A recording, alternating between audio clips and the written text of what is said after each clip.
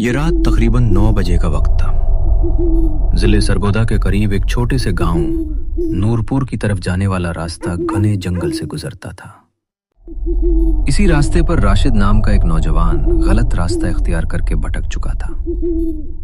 अंधेरा इतना गहरा था कि हाथ को हाथ सुझाई नहीं दे रहा था। या अल्लाह, मैं कहाँ आ गया हूँ? लगता है किसी ने गलत रास्ता बता दिया है। वो तेजी से चलता रहा कि अचानक उसे दूर एक इंसानी साया नजर आया। दिल में उम्मीद जागी। शुक्र है कोई तो है, शायद रास्ता मिल जाए। राशिद उस शख्स के करीब गया। वो शख्स बिल्कुल सीधा खड़ा था। भाई साहब, क्या आप मुझे नूरपुर गांव का रास्ता बता सकते हैं? वो शख्स कुछ देर खामोश रहा, फिर आहिस्ता से बोला, हाँ, सीधे उस रास्ते पर चले जाओ। एक बूढ़ा दरख्त आएगा, वहां से गांव शुरू हो जाएगा।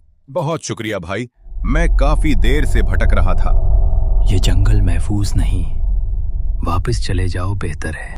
कोई बात नहीं, अब तो रास्ता मिल गया है। और वो आगे बढ़ गया, लेकिन चंद ही लम्हों बाद वो हैरान रह गया। वो दोबारा उसी जगह पहुंच चुका था। ये क्या? मैं फिर यहीं कैसे आ गया? उसी वक्त वही शख्स दोबारा वहां मौजूद था, बिल्कुल वैसे ही खड़ा। भाई साहब, ये क्या हो रहा है? मैं बार बार उसी जगह आ रहा हूँ। अब उस शख्स का चेहरा धुंधला और गैर मामूली हो चुका था। राशिद खौफजदा होकर आगे बढ़ गया, मगर अब उसे महसूस हो रहा था जैसे कोई उसके पीछे चल रहा हो। और फिर अचानक सब कुछ सन्नाटा हो गया। इसी रात बारिश के बाद एक गाड़ी जंगल के करीब आकर रुकी। इसमें 2 लोग थे, आसिफ और काशिफ। दोनों एक टीवी प्रोग्राम के लिए पुरस्कार कहानियों की तलाश में थे। ये नूरपुर गांव यहीं कहीं है? वो गांव?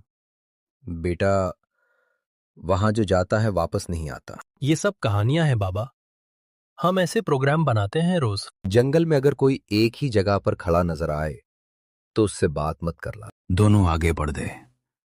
जंगल में खामोशी गैर मामूली थी। कभी कभी टहनियों के टूटने की आवाज आती थी। अचानक उन्हें एक शख्स सीधा खड़ा नजर आया। यही वो बात है जो बूढ़े ने कही थी। दोनों ने नजरअंदाज किया और आगे बढ़ गए। कुछ देर बाद वो नूरपुर गांव पहुंच गए। गांव बिल्कुल वीरान था, ना आवाज ना रोशनी, सिर्फ खामोशी। एक शख्स उन्हें मिला। आप कौन है? हम बाहर से आए हैं, यहाँ एक रात रुकना है। वो शख्स अजीब अंदाज में मुस्कुराया। बहुत अच्छा, काफी अरसे बाद कोई मेहमान आया है। उसकी बातें अजीब थीं, मगर उन्होंने नजरअंदाज कर दिया। उन्हें गांव के सरदार के घर भेज दिया गया। सरदार एक बुरा आदमी था, मगर उसकी आंखों में अजीब सी चमक थी। खुश आमदीद। हम बरसों से मेहमान के मुंतजिर थे। ये गांव बहुत खामोश है। लोग कहाँ हैं? कल सुबह सब दिखाई देंगे। ये जुमला सुनकर माहौल कुछ बदल गया, मगर दोनों ने उसे नजरअंदाज किया। रात गहरी हो गई। इन्हीं एक कमरे में ठहराया गया। कमरे में हवा भारी थी और अजीब सी बदबू फैली हुई थी। आसिफ ने सरगोशी की। ये जगह ठीक नहीं लग रही। बस एक रात की बात है। रात तकरीबन 1 बजे। बाहर से अजीब सी आवाजें आने लगी। और वो जो मंजर उसने देखा, उसने उसके होश उड़ा दिए। बाहर लोग नहीं थे, बल्कि एक पुरस्कार रस्म चल रही थी, जैसे कोई कदीम इबादत हो। हड्डियां, पुरानी निशानियां और अजीब हरकत। ये क्या हो रहा है? आसिफ कांप गया। काशिफ ने आकर देखा और फौरन पीछे हटा। हम यहां से निकलते हैं। लेकिन दरवाजा खोला तो बाहर गांव वाले खड़े थे।